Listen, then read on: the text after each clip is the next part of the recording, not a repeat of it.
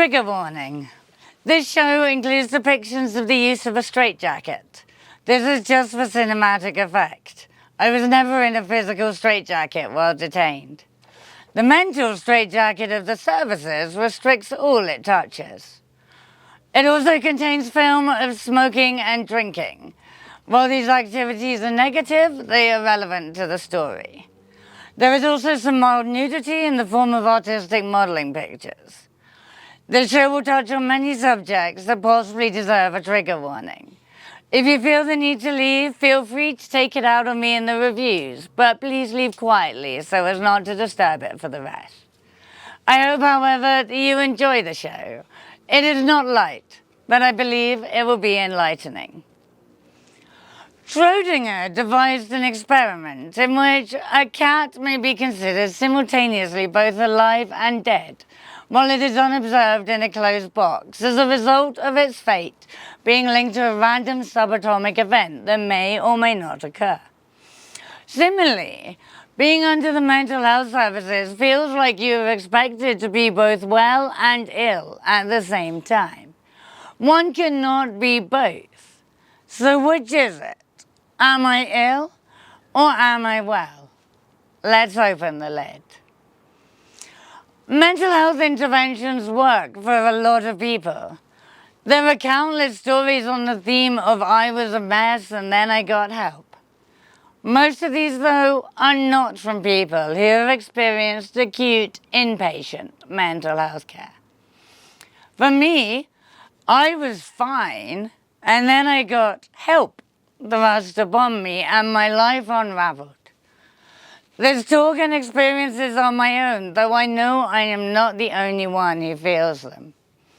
The stories of the people the mental health services fail are lost because they are too often dead, too traumatized or too zombified to talk of their pain.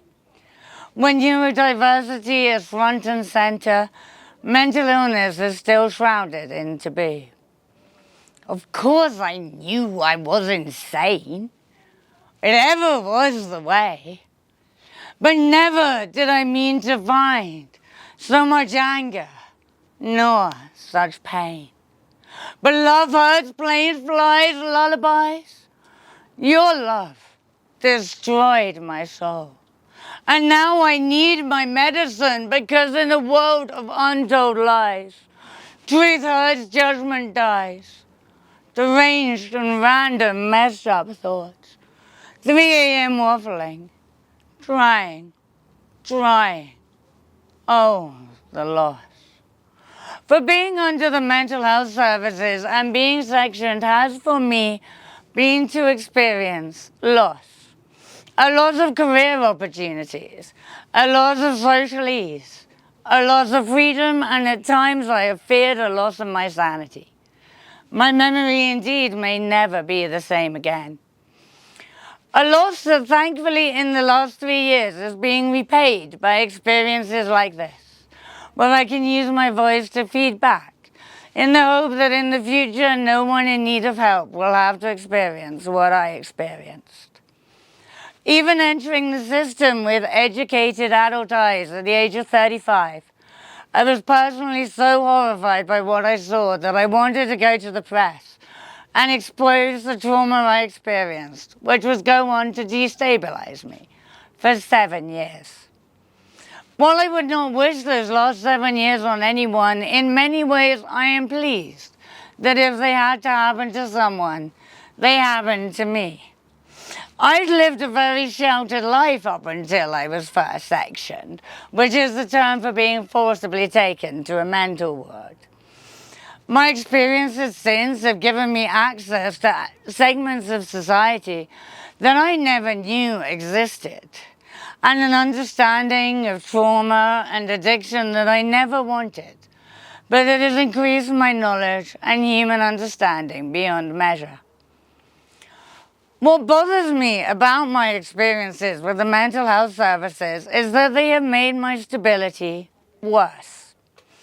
If I felt that my experiences were unique, I would not be standing here talking to you now. I have been told before to get over it, because it is not just me.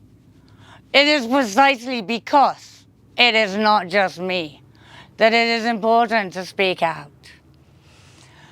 Every year, we hear about failings and suicides in wards. A mental ward should be a place of respite. One suicide in a mental ward a year is too many, and yet the statistics are closer to several hundred. And this does not include the most dangerous time, which is known to be shortly after release.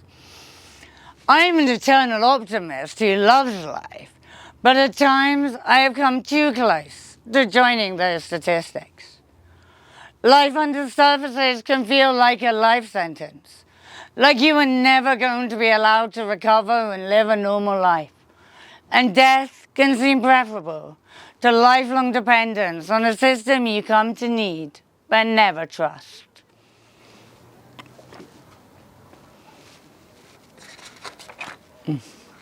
I've been sectioned 7 times, you know. How many suicide attempts? None. I've been sectioned for talking to God, not because I am depressed. Still a lot of times, though. Yeah. But once you're known to the services, it really isn't.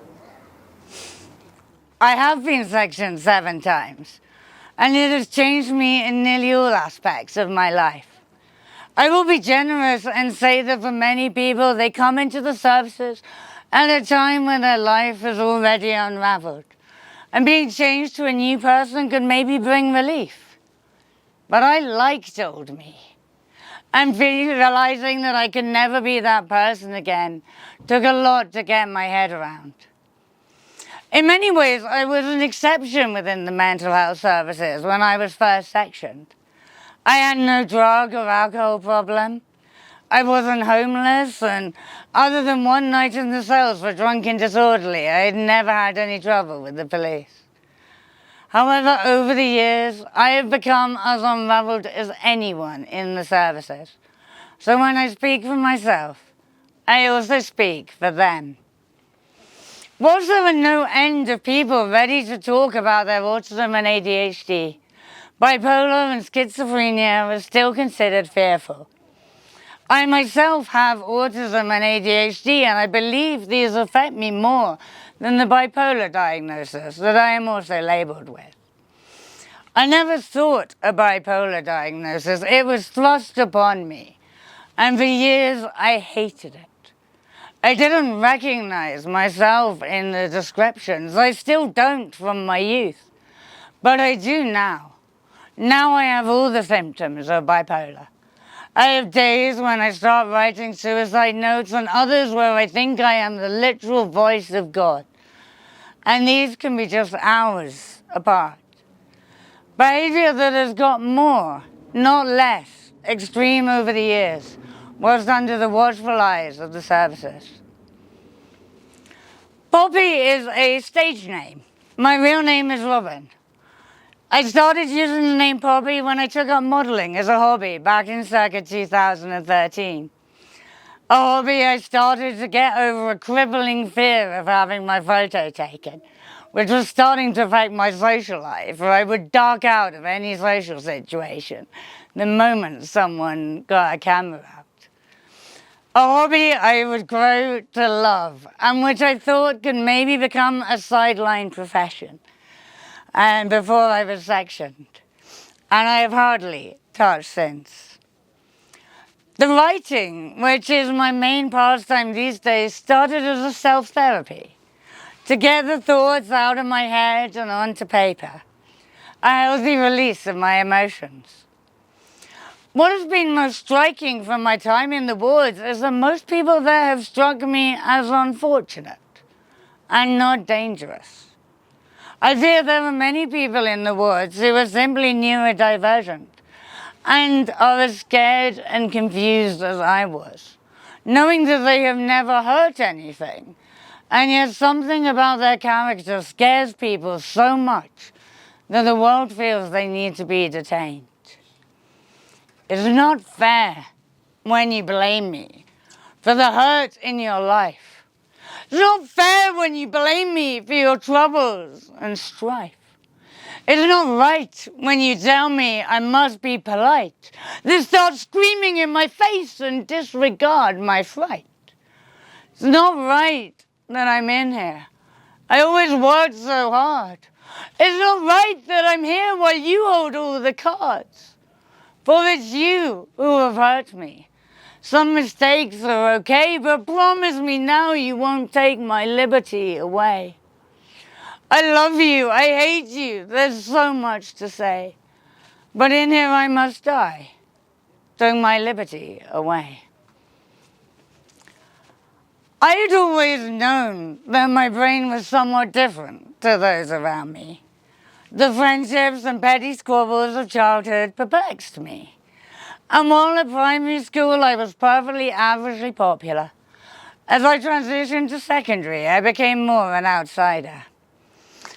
I self-diagnosed as autistic during my master's degree at the age of 24, after a throwaway comment from my mother got me researching the subject. The more I read, the more I recognized myself in the descriptions. I never sought a formal diagnosis or indeed really told anyone of my suspicions, because by that age it didn't seem like a problem that was negatively affecting my life. Sure, I never really had a group of friends, but I had friends and good ones. My brain had already awarded me the physics prize at school, a first in my undergrad in planetary science from UCL, and ease of transition into an engineering master's.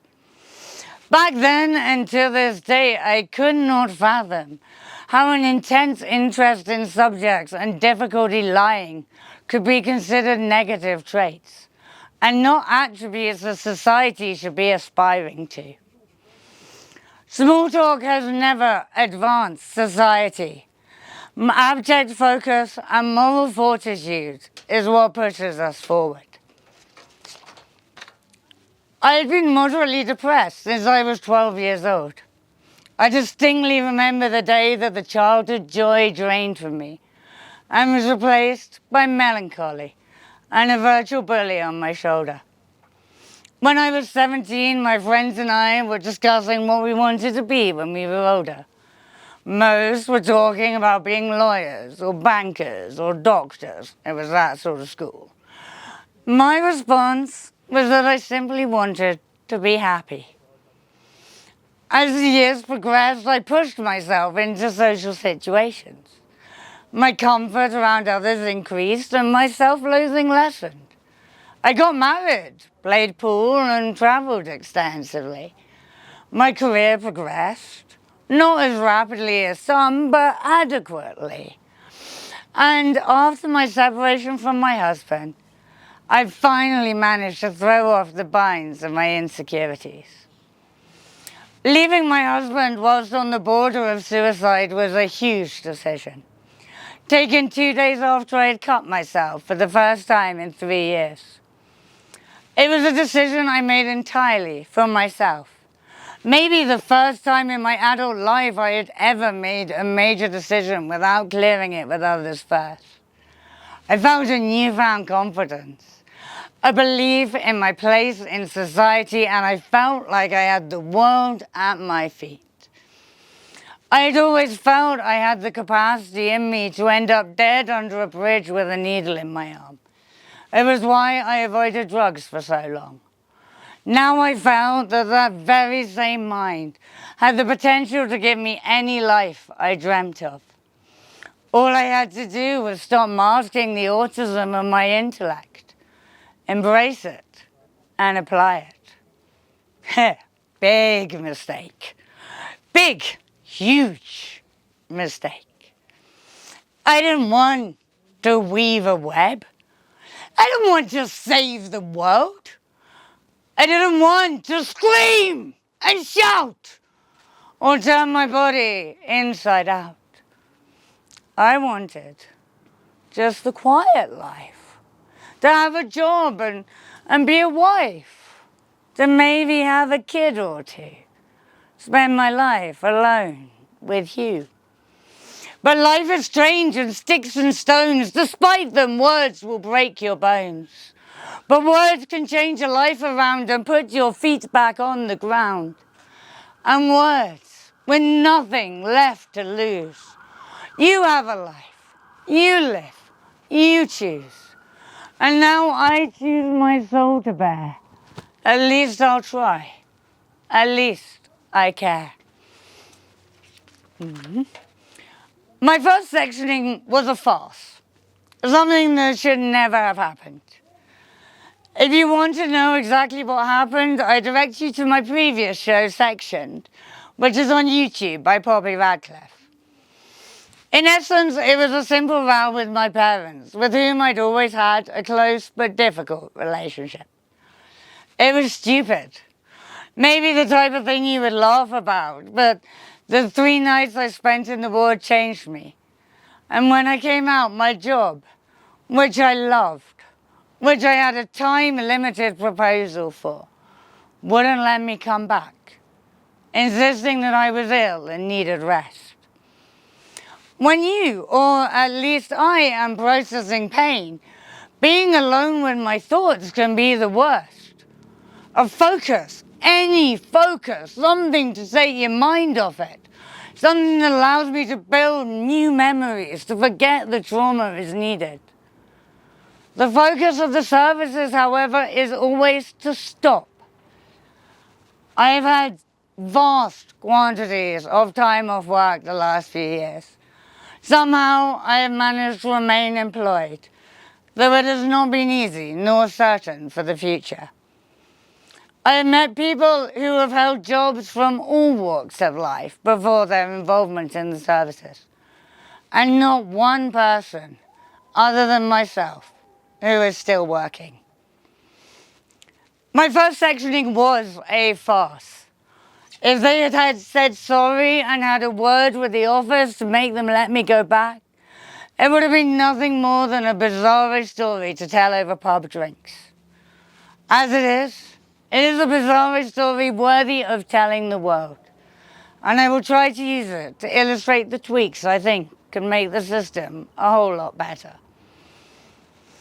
My first point, and this is an important one, is about timing. 2 days before I was sectioned, I was arrested for drunk and disorderly. I was slightly drunk. I was very disorderly. Kicking off in the pub because I thought the guy I'd forgotten I had a date with had the capacity to rape me, and my out-of-control sex drive that I was experiencing would allow it to happen. Confusing, bizarre. Without any drugs, I hadn't slept for 4 days.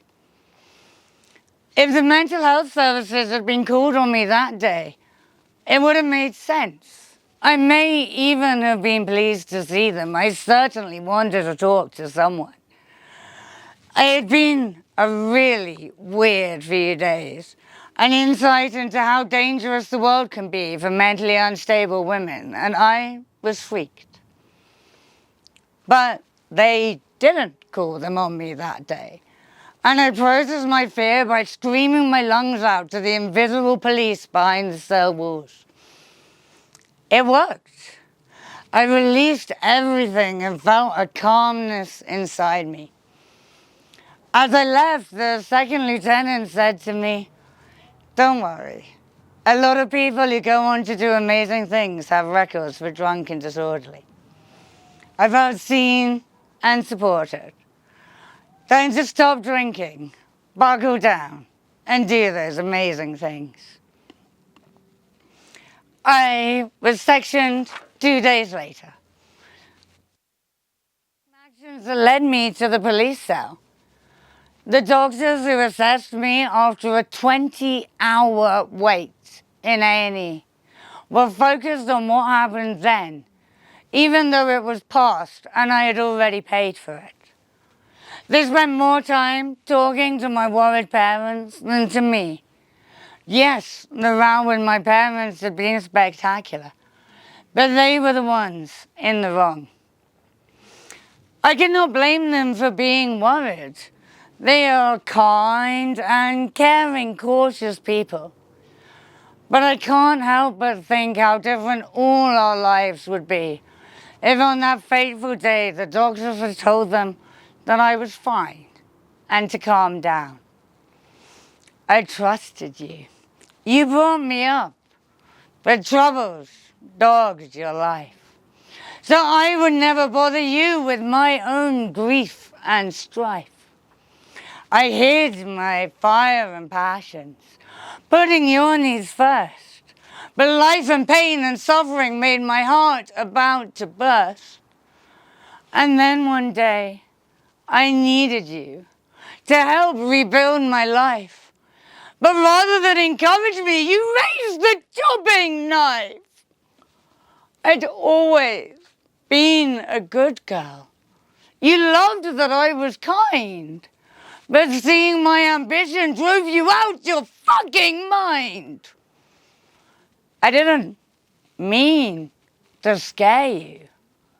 You'd never seen the flame. No wonder you were worried, just history to blame. But honestly, how could you? I didn't ask for much, just a little understanding and a parent's tender touch. I do not blame you, parents. I know you truly care, but nothing's ever hurt as much as that you did there. It wasn't all your fault, though.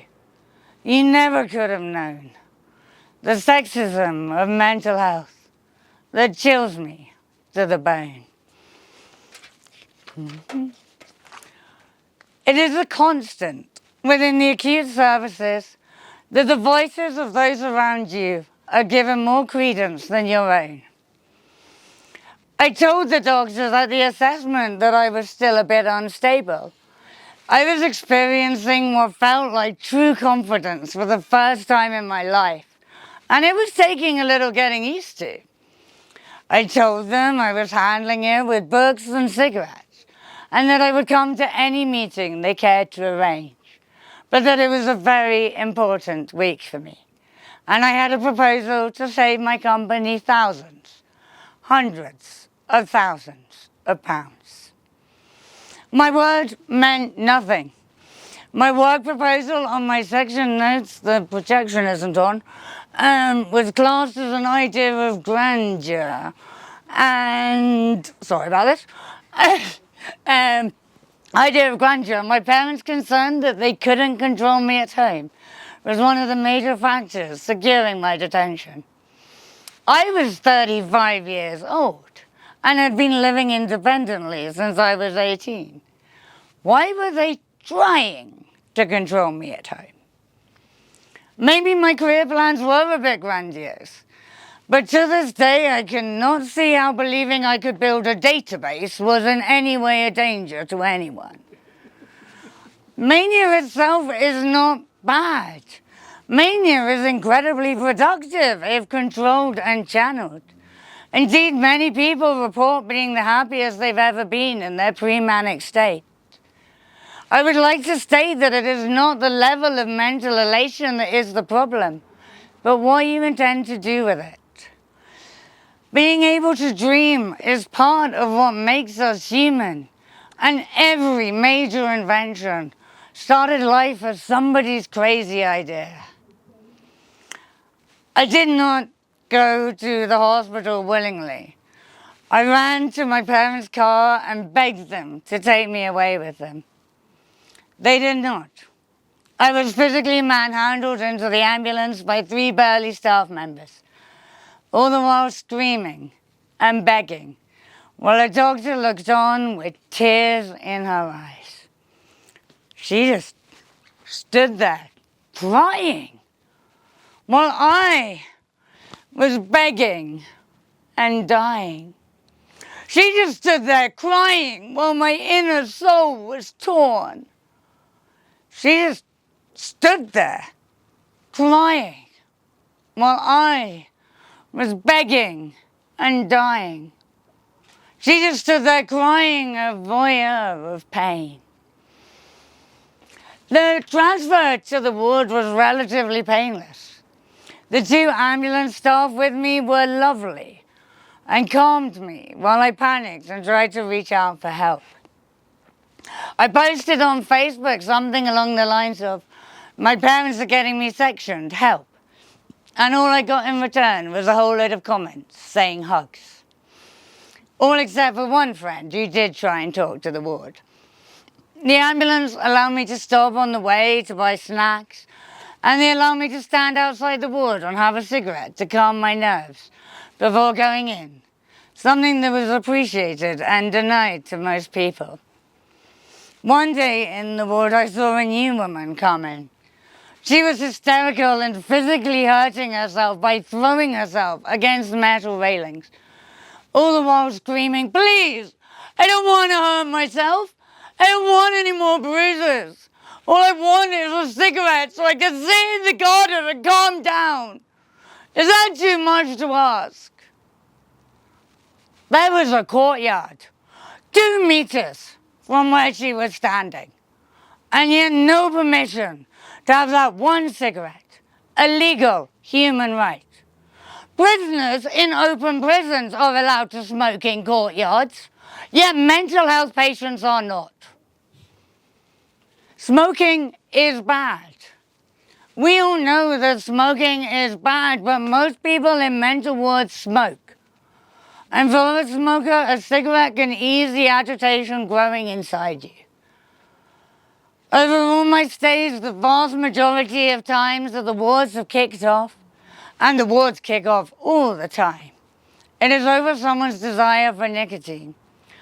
Whether it is a cancelled promised break or simply desperation.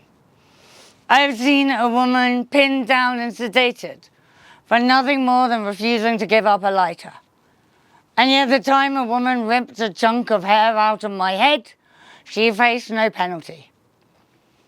This is an important area I feel needs reform in inpatient mental health care. Both the smoking restrictions and more generally fairness and rules. It often feels in wards that the sicker you are, the more you are on the end of inhumane behaviour. And conversely, if you are polite, that you can get away with anything. I have often felt that I have received preferential treatment to people without my resources. I had been caught smoking and with lighters many times, but I could afford to buy more, so I would give them up easily, and was never punished with a cancelled leave the people that resisted were. The wards need to prepare you for a transition back to the outside world, and hence their rules should reflect the law of the land. Yet I was able to graffiti my whole room and no one said anything. Emotions, not actions, are policed. But emotions are healthy, and if there is any way you should be allowed to let them out, it is in a hospital. There are no set rules for behaviour, and crucially no clear criteria for release. Arriving at a ward is scary. No one greets you. You are just dumped and left to wait. The first thing I would change if I was in charge of the wards is the welcome. You arrive by ambulance, and then you are just left, sometimes for hours, sitting and waiting. I'm like a warrior, poised for battle, sitting, waiting, sitting, thinking, knowing that I might die, weary from the war already fought, thinking this might be the time I don't come back, sitting, waiting, sitting, thinking, ready, planning. It's been so long, it's been so hard, the battle's fought, the battle's lost. The glimmer of hope, here we go, one last push, over the top, fight, upwards, stand! Shot down. It is almost always the patients, not the staff, that form the welcome committee. And this is obviously not great.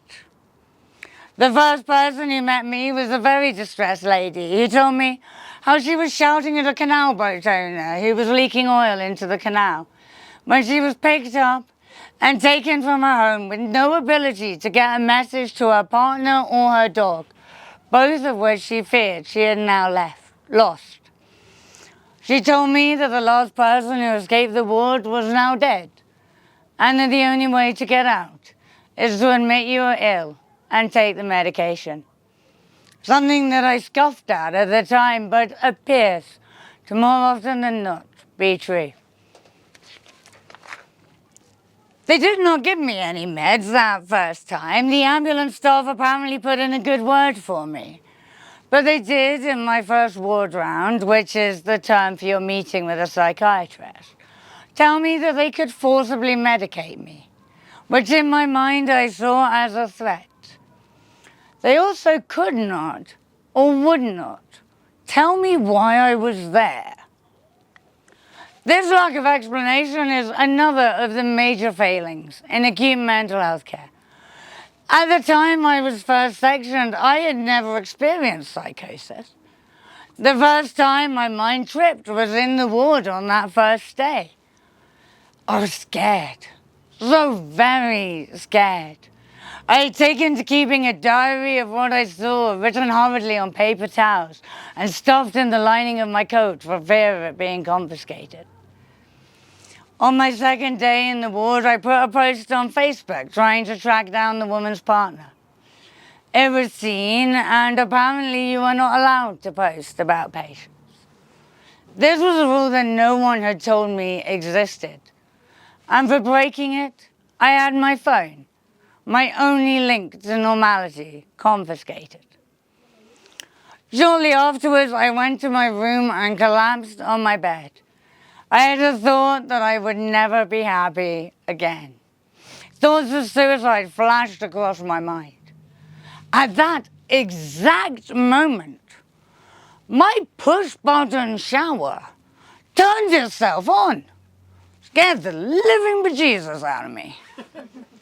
I'd never believed in any sort of signs or supernatural, but at that point I half expected there to be an angel waiting for me in the shower, though it was obviously empty. Later I was told that they sometimes run the showers to prevent Legionnaire's disease. If true, you would have thought they would warn the mentally unstable of that. I've experienced psychosis often and extremely since this first day. My second admission came on a day where I believed myself to be controlling the weather, where the hospital I was taken at was built by my mind as I saw it, and where I had relations with an invisible devil. On other occasions, I have felt my phone magically disappear and reappear, believed my Google Doc to be sending me messages, and even gone as far as mistaking body and blood human beings as celestial creatures. And there is barely a day goes past now where I do not wonder about God's hand in my life. Not once has any professional discussed this with me. This is outrageous. Your strange experiences come from somewhere. There must be studies on what people see and hear. Other than my first sectioning, I haven't even seen my section notes, despite repeated requests for access. Apparently, they don't like to show them to people in case it triggers a reaction. I say that no one is triggered by the truth, and part of your job as a psychological professional is to be able to have these tough conversations. The experiences are simply discounted as delusions and no explanation given, but they feel more real than real. People pay good money to take substances that give them experiences akin to what some people like myself experience for free.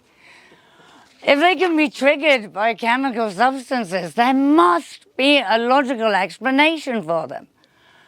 I don't know where they come from, but the point is these experiences are common for a lot of people. And we can only make progress in treating them if we try and understand. Sweeping them under the carpet does not make the experiences fade for the people that experience them. It does not make them less likely to occur again.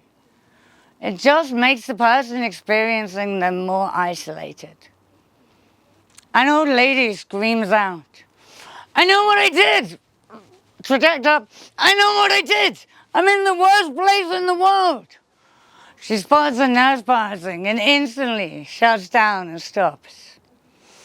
A lady is sat at the end of the corridor screaming, "Just knock me out! I don't want to be in these places anymore!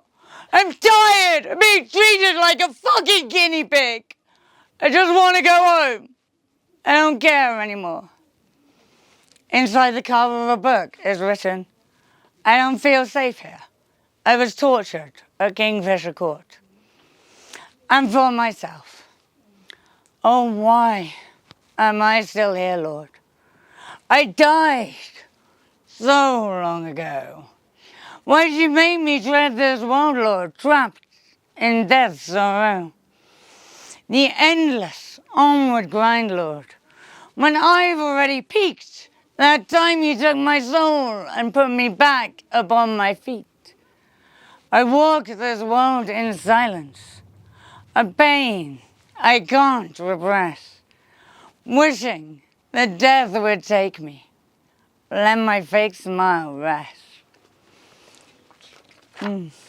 My second and subsequent stays were longer, generally 4 weeks, which is the duration of a Section 2 section.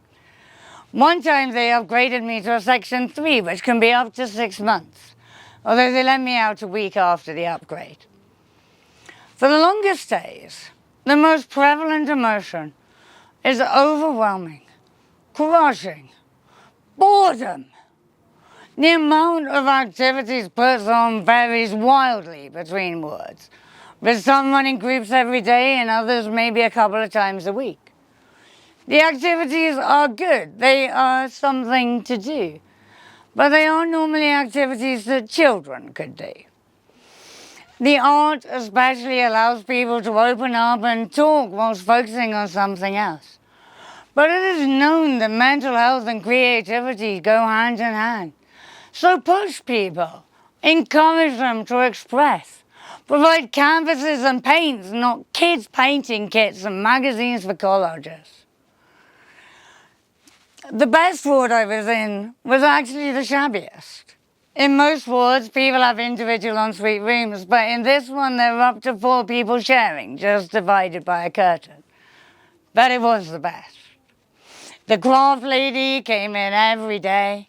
There were separate rooms for TV and music, which are bizarrely combined in most wards, so you can't really focus on either. There was this brown, comfy leather sofa, which was the only piece of comfy furniture I've ever seen in a ward. Most wards have plastic chairs so heavy you have to break a sweat to move them. The fear, I assume, being that we might use them as weapons. And there was an actual pool table, which was amazing. The best way to get rid of excess stress. And the cues were never used as weapons. Mental instability does not mean you are violent, and it certainly doesn't mean you have an intellectual delay. Indeed, it is known that intelligence makes you more susceptible to mental health problems, not less. But you are not encouraged in wards, and for the most part there is nothing to do, and what there is infantilizes you. While many stays in mental wards are short, for those that are longer, there should be learning opportunities, and the activities should push and advance people rather than remind you of play school. It seems grossly unfair to me that there are more opportunities for convicts in prison to upskill than patients in mental wards. What surprised me most was the lack of therapy. Not even ad hoc occupational therapists you could talk to. You see a psychiatrist once a week, which is abysmal at the start and possibly overkill 2 years in. In my opinion, you should be seeing them daily until you are settled, with the gaps becoming longer as you head towards release. The services will generally not offer you therapy until you've been stable for at least 6 months, which in my mind is absurd and something that kept me trapped in my trauma. I would have liked therapy when I was in distress. It seems logical that you should be offered it at a time when you need someone to talk to, when your brain is malleable and the trauma or weird psychotic experiences are fresh. Instead, you're expected to process them on your own and then bring them up again only once you have managed stability, at a point where reliving is more likely to destabilize than improve. My therapy directly led into one of my sectionings. My counsellor encouraged me to talk about something I truly didn't care to. I spent a week gearing up to the chat, then during our session he said, now doesn't seem a good time to talk about it. I don't know what happened, but my brain flipped. I don't remember the rest of the session, and I was sectioned 2 days later. Memory blanks being an annoying side effect of my mental health. I flipped many times during psychiatric appointments. I have stormed out probably as many times as I have sat happily till the end. There is a power disconnect. To the doctor, you are one of many patients, but to the patient, the doctor is their only hope of getting the care they need. And they don't seem to care or listen. You are buffered from psychiatrist to psychiatrist, asked again and again whether you are eating, sleeping, and drinking. There is no nuance, no interest, and the answer to any upset is always more medication. I used to practice what I was going to say in my sessions for weeks beforehand. Sometimes I would drag friends with me because I was too scared to go on my own. And the thought that if my friends spoke for me, the same things that I wanted to say, then maybe they would be given more weight than when I said them myself. Throughout my time, I have felt that all effort by the doctors to understand my experiences has come from my attempt to describe, rather than their attempts to interpret. It feels like if you are not visibly a mess, then saying that you are is ignored. Sometimes you really don't want to talk about it. You don't want to tell these together people all the shit you are doing just to survive. You want them to understand, to pick up on the shaky nerves and recognize the fear and pain. After all, this is apparently their area of expertise. As an example, it took me 3 years, 5 sectionings, and a private diagnosis before they even sent me for an NHS autism assessment. 3 years of being told I didn't understand my own mental health. People who are ill know they are ill. They are scared of what their mind has done in the past. Your job is to ease those fears and offer them a future. I want you to see me as I see me.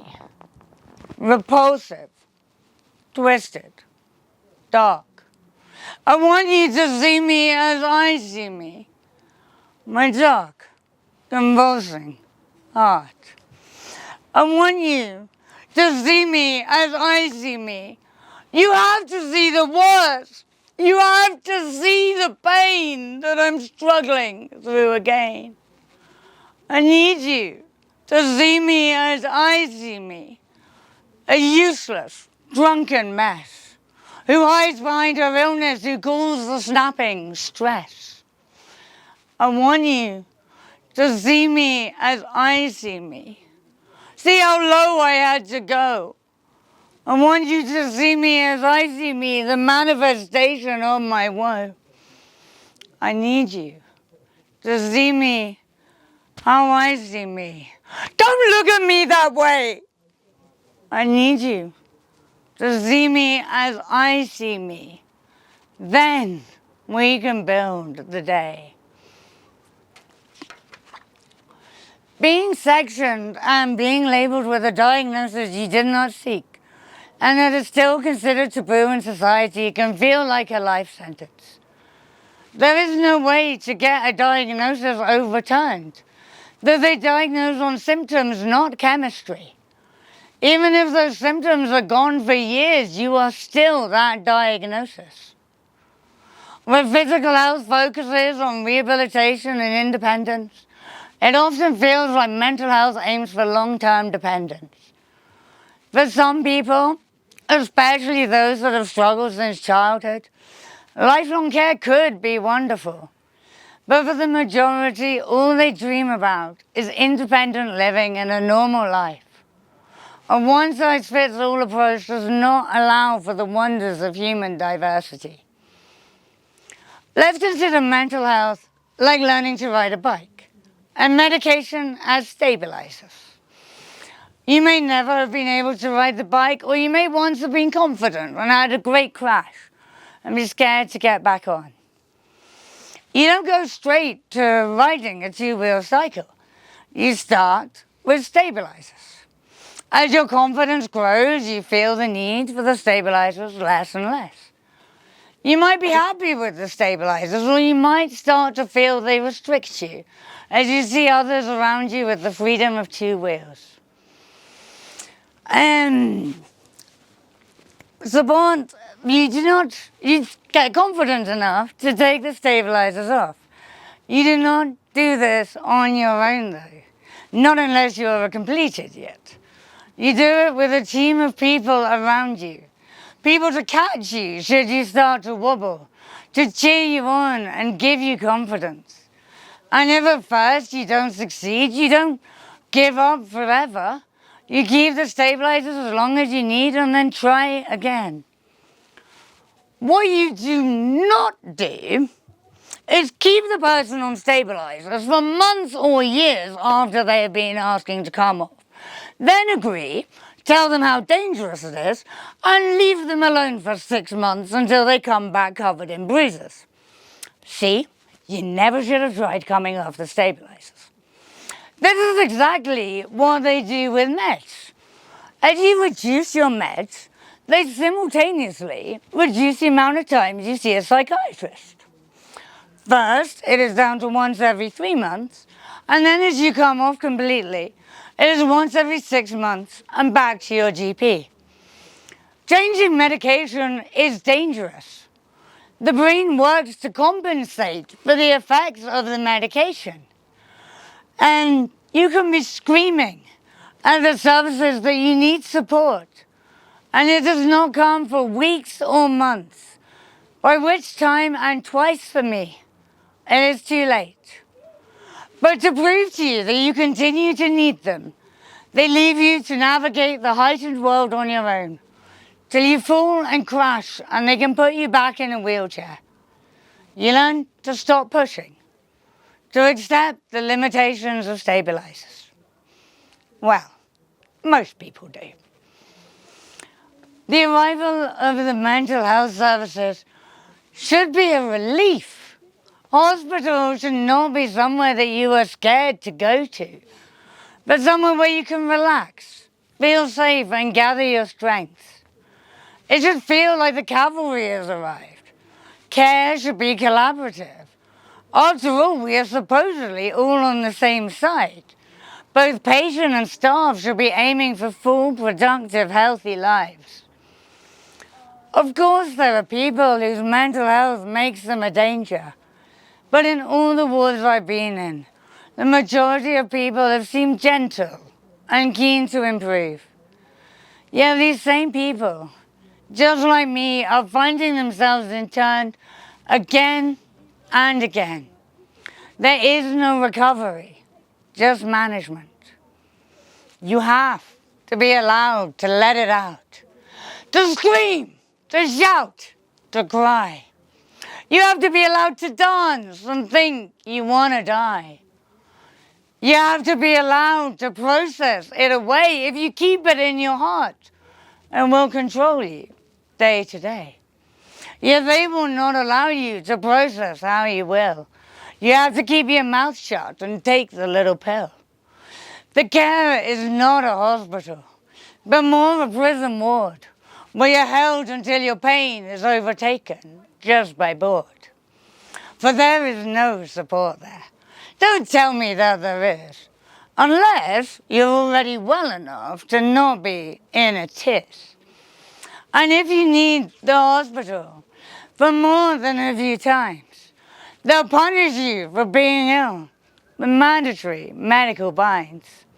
They'll force the meds upon you, not give you counselling. They will not help you tidy, yet control you on a string. For that is what they judge you on: eating, sleep, and drink, not on what's causing the actions or the thoughts you cannot think. The system is all messed up, is inside out and wrong. The wards should be a sanctuary, not a hell to escape from. There are people that subject themselves to higher and higher doses of meds they wish they didn't need, because the alternative of ever having to set foot in a mental ward again is so horrendous that playing it safe and accepting a lifelong illness seems preferable. The level of incompetence in acute mental health services is so high that you could be forgiven for mistaking it for conspiracy. You could be forgiven for wondering if they do not wish you to get well, because your illness funds their existence. You could be forgiven for wondering if it is part of a bigger ploy to keep the populace depressed and suppress an uprising that otherwise would have happened years ago. You could be forgiven for thinking it, but you must not, because that way madness lies. To think such a thing would surely be a sign of illness. And yet I do think these things from time to time, when the services tell me that I am fine. They tell me that I am not delusional when I talk about gods and angels, and yet chastise me when I talk about positive social interactions and a party night out. At every rave I attend, half the people I meet work in mental health. Yet while they are out there partying off their tits for their own mental health, by day they tell people who have actually been through something that sobriety is the only route to happiness. I once had a care coordinator tell me that it was okay for her to drink a bottle of wine of an evening because she was not ill. Surely, if you are not ill, there is less need for the numbing effect of alcohol than if you are. I do not care what you do, as long as you are not hurting others while you do it, and as long as you afford others the same liberties that you give yourself. We say that the services are overstretched, but they are only overstretched because they are not allowing people to not need them. There is a point at which it becomes monitoring and not care. When the interventions that they say are designed to help just layer you with stress and confusion, where you become fearful of law enforcement officers because should anything happen to you, it is you who will be punished and locked up with no questions and no chance to give your side of the story. In November 22, I was experiencing an extreme religious experience. I was hit over the head with a hammer 3 times by a gentleman who was understandably upset that I was trying to kick his door down. But rather than call the police, he attacked me.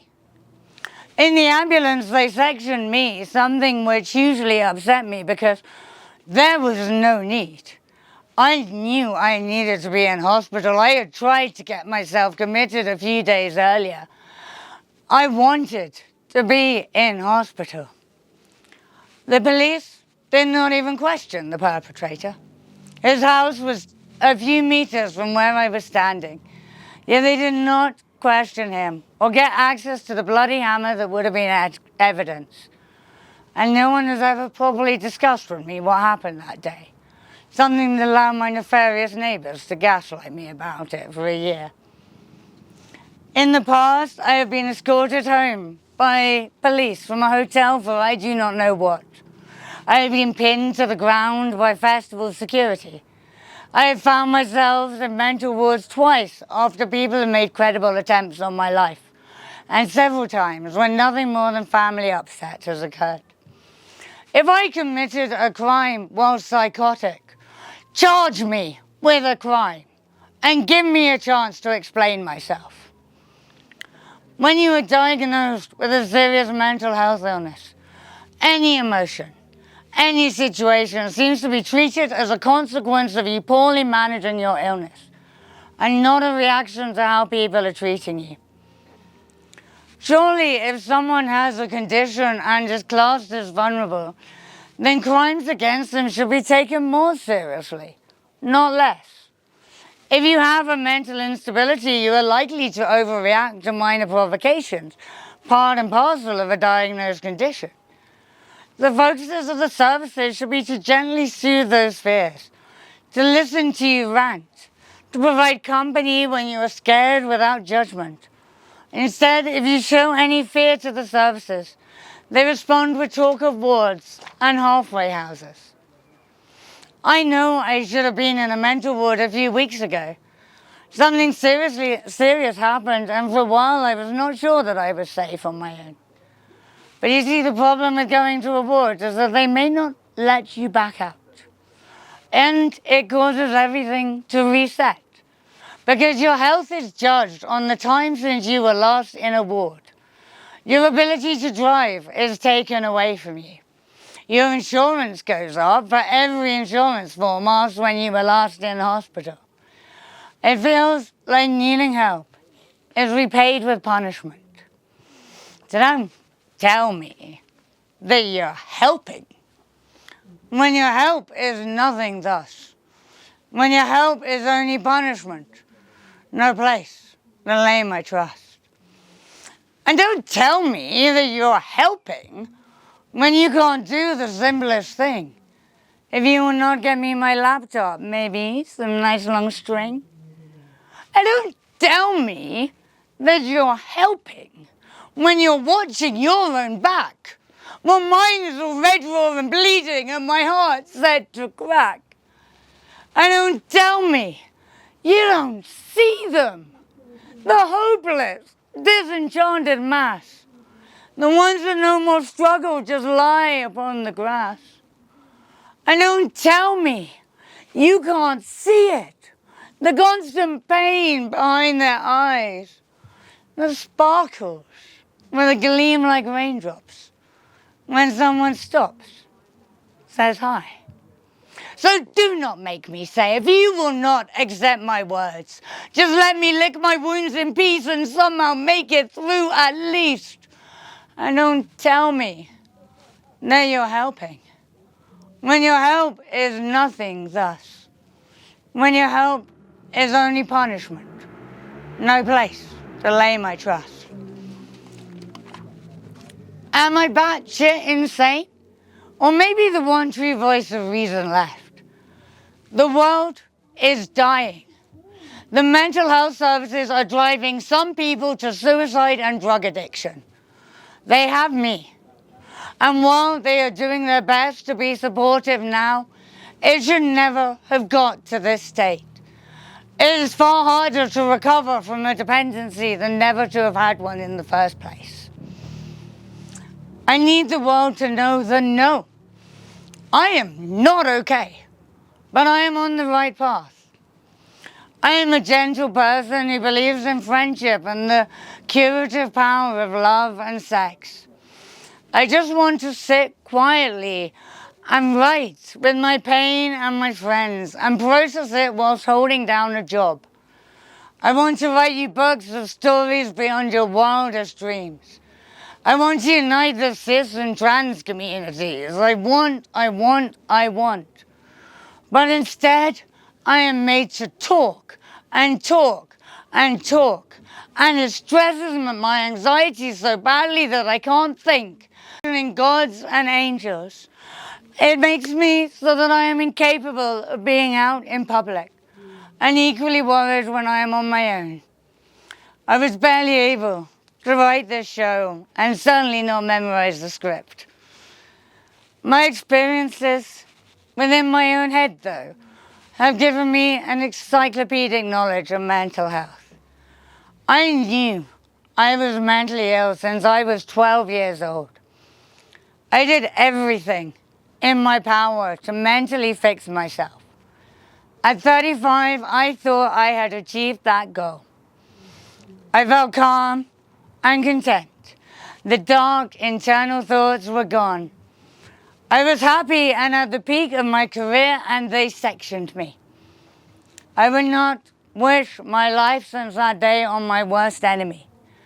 But if I could live this life again, I wouldn't change a single thing. I'd maybe dream I had more balls, fought more battles, climbed more walls, and maybe have a tat or two, or dreads, or funky tartan shoes, and maybe pierce my nose or lip, or ride an awesome acid trip, or leave the real world behind and find myself in Kazakhstan. But if that was then and this is now, the who, the what, the when, the how, I wouldn't be the girl I am. The girl that thinks she is a man. The girl who through the darkest day has family and friends who stay. The girl who wallows in the night and in the day picks up the fight. The girl whose love is pure and true, who hopes that she will thrive for you. And so I ask you, am I ill or am I well? Because I sure as hell can't be both. Thank you.